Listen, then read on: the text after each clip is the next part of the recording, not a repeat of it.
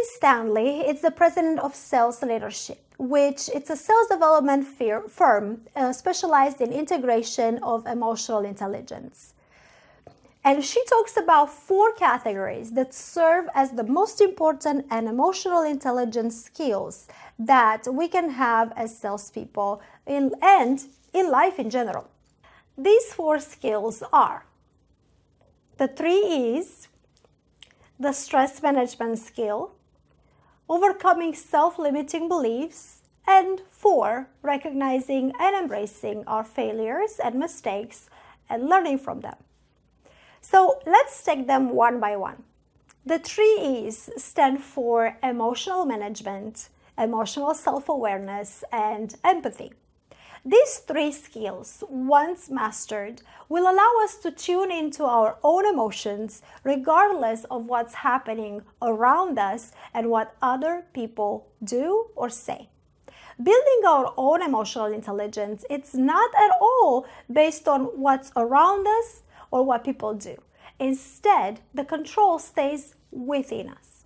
How we react to things reflect directly how we manage our emotions, and it can reduce the likelihood of a fight or flight or freeze situation. When we become confrontational with the clients, with the friend, with other people, that creates problems, and it's definitely not productive because it's going against what we really want to achieve. And in sales, well, if we don't know how to control our emotions and our responses, we cannot sell. No matter how many closing techniques or closing ways we may know theoretically. Being emotionally self-aware means that we learn to pay attention and recognize our own patterns, and this prevents us from repeatedly making the same mistakes. And when we do all of this with empathy, we add the topic and the cherry on the cake, which is all our personal connections and professional connections together.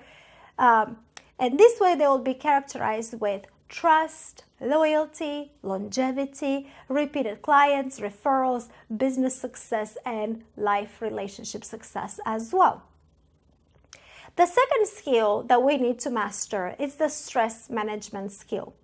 Have you noticed that 99% of the time a person can be absolutely enjoyable, sweet, smiling? However, there is that 1% of the time when, due to tiredness, due to hunger sometimes, due to approaching deadlines at work or a stressful family situation, whatever the reason may be, stress plays a huge role in how we behave and how we communicate.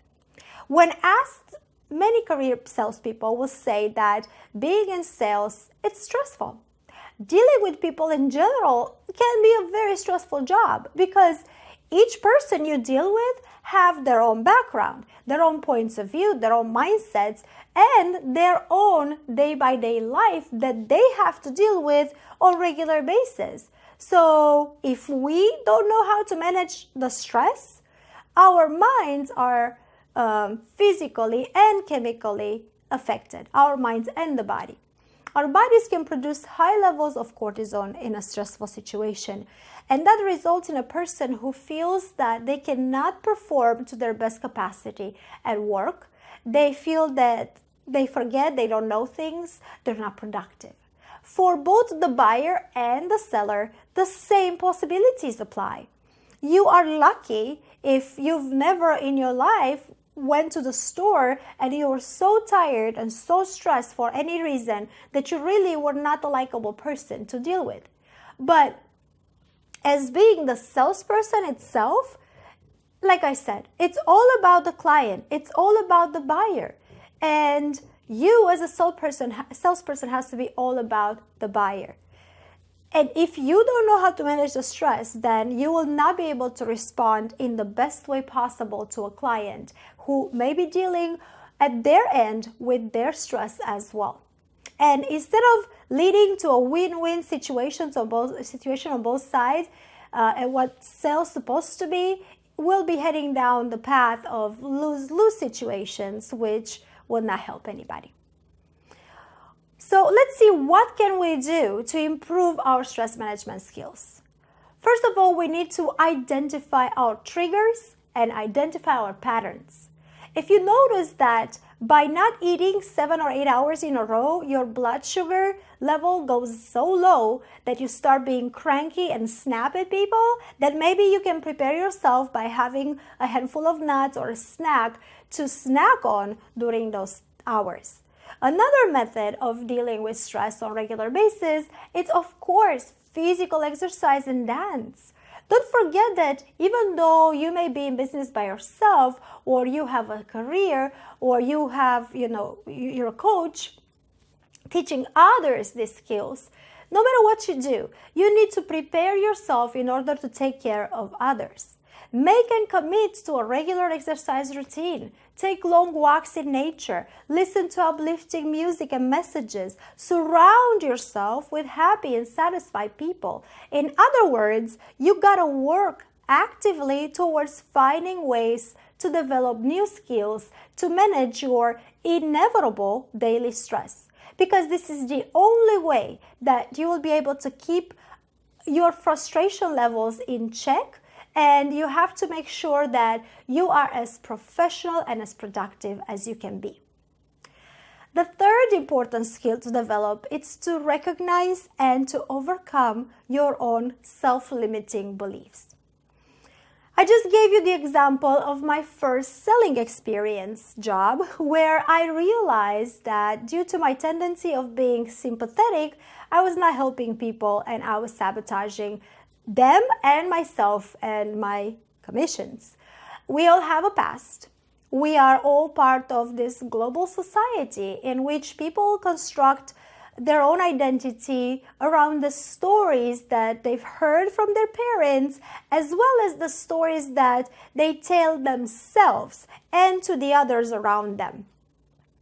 And by repeating these stories again and again, each person starts identifying more and more with the story, and they become the truth. So if you believe that you are a motivated person, that you are successful, then chances are that you are telling stories about that to others that will reflect those qualities. And chances also are that because of these beliefs of yourself, you're going to perform in your career and in your life and in your business just as you describe yourself in your stories. On the other hand, if in the back of your mind, in your maybe subconscious level, but most of the time it is consciously, you know this stuff. If you believe that you are not good enough, that you lack skills, that you lack aptitudes, that you are not going to do that, you're just never going to get there. If you believe that you are not lovable, or if you believe that you cannot convince anybody of anything, well, chances are then that you're going to act that way as well, and the ones around you sooner or later are going to start perceiving you as such, even though before they didn't. So how can you fix this? Well, first of all, like I said, we gotta look inside each and every one of us and identify who we are and what our belief and value systems are. We have to take our beliefs and our values, we have to put them in balance and see if what we believe and value now matches where we want to be and what we want to accomplish. And if they do, then good for us. But most of the time, they don't. Because there is going to be something that's going to hold us back based on a story that we heard from the past, or something that may have happened in the childhood, or something that may have happened not to us, but maybe to somebody close to us that's holding us back because we made that experience our own. We adopted it, made it real for us. And therefore, we put all these barriers in between where we are and where we want to be. I am the best example that I can come up with to clarify what I mean. And I might have used this example in different courses and different workshops that I presented. So if you've heard it before, I'm sorry that I repeat myself. But within me, this means something, and it's something that I've learned from. I have identified something within myself that made a huge difference when I did so. And I hope that that's going to help some of you as well. I grew up just like probably everybody else with a significant amount of self-limiting beliefs.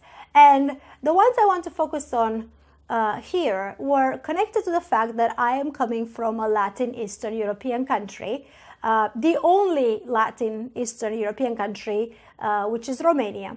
And I was raised in a society in which at that point in time, and mostly even now sometimes, women, even though they had full-time jobs and they had careers, they were mostly seen as mothers and wives. And most of the women around me, when asked who they are, who they identify themselves as, they would say that they are somebody's mother or somebody's wife. Instinctively, I didn't like that. I grew up with a knot in my stomach because every time I would think of myself as just a future mother or a future wife of somebody, I would feel that that's just not fully representing me. I felt that there is more to life, more to me than just that. Now that, I'm not saying that being a mother and being a wife are not very important roles. They're great, but it's not just that. For me, it had to be more. When I grew up and I became a teenager in high school, I had my first boyfriend, and we would discuss things, at time about money, about politics, and he often told me that I think like a man. He would listen to me and he would say that, like, you think like a man. And he didn't say it like, oh, I'm so proud of you by doing that. He saw it as a defect. So that didn't really sit well with me. I didn't like the idea, first of all, that there was a male way of thinking and a female way of thinking, and that somehow I didn't fit where I was supposed to belong. It just felt off to me. And then in time, I realized that I started surrounding myself with people with very liberal mindsets in matter of social thinking, because that was just the path of least resistance for me. That's where I felt comfortable. Later on, I came to the United States, and through reading and through meeting different people with different minds, I realized that even though I've always rebelled in my own way against the status quo of how women were seen as supposed to, men in my country, I still could identify in myself many of these limiting beliefs that I fought against in principle. However, in reality, I was keeping them on a high pedestal. One of them was particular about money. And that was revealed to me. I got aware of it. I became aware of it when I started reading The Secrets of the Millionaire Mind by T. Harv Eker. That's when I realized that my money mindset still had direct connections to the social status of women from Romania, where I grew up. And when I had that realization, things started changing towards better. But it took years. It took years for me to first recognize that and then to overcome that specific limited belief. And I'm sure that there are so many more that I haven't identified yet, right? So the key is that it's doable. So if you take the time and you look within yourself and you identify what can possibly hold you back in order to move forward to the best possible speed you can, that would be ideal. The fourth emotional skill that we need to master will be to learn from our failures and mistakes and not be put down by them. The truth is that many modern cultures identify failure and making mistakes as something negative. Therefore, creating in people a negative emotional connection with mistakes, when in reality, it will be so much more beneficial for our growth and for our success to find a way to embrace our failures and to learn from them. But most importantly, to not let ourselves be defined by them. We also need to learn that making an unwanted, innocent mistake in life or in business, it's not the end of the world. It does not define who we are. or how well we do our job. So we need to learn to be able to separate what we do with our limited human bodies and human minds versus who we truly are as in spirits and eternal beings. And that's my opinion. Our personal value as individuals, it's strongly, tightly connected to how we present ourselves in society in both personal and professional environments. But it has nothing to do with how successful we are at a particular task. All we need to do is to become aware of what our strengths and weaknesses are, what opportunities we're presented with, what are some threats if we have any, and to accept them, to learn from them, to take advantage of our opportunities, to grow, to bounce back, and to overcome the threats. We should not take no from a client as the ultimate failure or as a rejection of us. Clients are people who have their own lives, their own issues. Many times, if they react in a negative way being in front of us, it has absolutely zero to do with what we are talking about in that moment. Most of the time, people carry with them on their shoulders, in their minds, in their hearts, a bunch of stress and unresolved issues.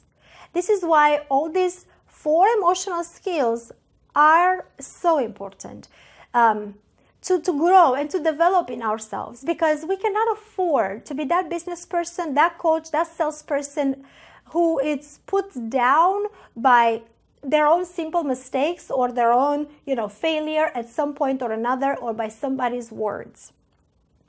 So you see how everything is connected. It's important to learn how to manage our emotions, how to manage stress, how we respond to stress, how to identify these limiting beliefs.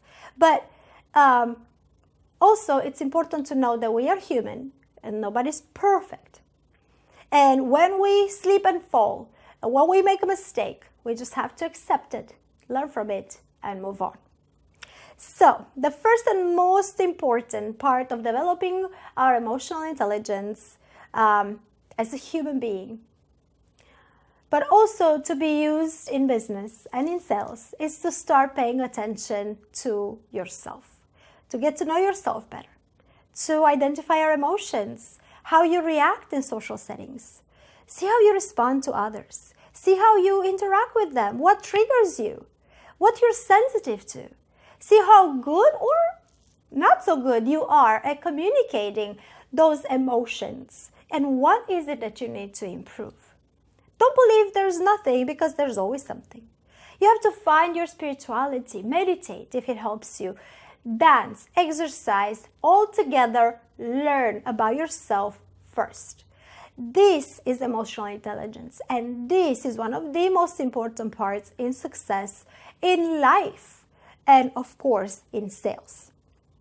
And if I would have to make a top 10 list of important factors that can play a huge role in being successful in coaching or in anything, and I will have to choose in that list lectures that I've created for my courses, this emotional intelligence lecture will be definitely in the top 3.